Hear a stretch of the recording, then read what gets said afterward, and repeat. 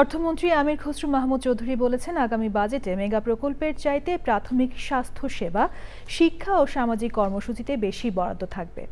বর্তমান সরকারের স্লোগান অর্থনীতিকেও গণতন্ত্রায়ন করা, যাতে অর্থনীতির সুফল সাধারণ মানুষের কাছে পৌঁছায়। পরাগ আজিমের report.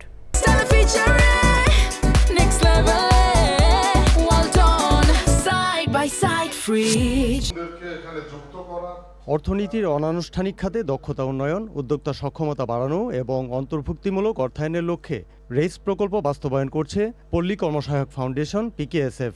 Recovery and advancement of informal sector employment নামের এই প্রকল্পের মাধ্যমে মূলত বেকার তরুণদের হাতে কলমের প্রশিক্ষণ ও কাজে সম্পৃক্তকরণ, ব্যবসায়িক দক্ষতা বৃদ্ধি, ঝুঁকি ব্যবস্থাপনা ও ব্যবসায়ের ধারাবাহিকতা, ছোট উদ্যোক্তাদের অর্থায়ন সহ নানা কার্যক্রম চলছে।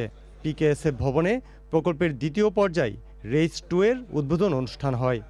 বাংলাদেশে informal sector 85% employment is in the informal sector. আর জিডিপির কত অংশ অনেক ডিবেট আছে, বাট লেটেস্ট এটা 30-এর উপরে। তো সেই ইনফর্মাল সেক্টরকে কেমনে আপনি ফর্মালাইজ করবেন, এবং সেটার একটা বাহন হিসেবে এই প্রজেক্টটাকে আমরা ব্যবহার করছি। What I'd also like to highlight is the integrated approach that RAISE offers. It provides training, mentoring, hands-on learning opportunity, as well as access to finance. প্রধান অতিথির বক্তৃতায় অর্থমন্ত্রী বলেন, সাধারণ মানুষ অর্থনীতির বাইরে থেকে যাওয়ায় দেশে দারিদ্র্য বেড়েছে, তাই তাদেরকে অর্থনীতির মূল স্রোতে আনতে হবে। শুধুমাত্র রাজনীতিতে গণতন্ত্র থাকলে তো চলবে না।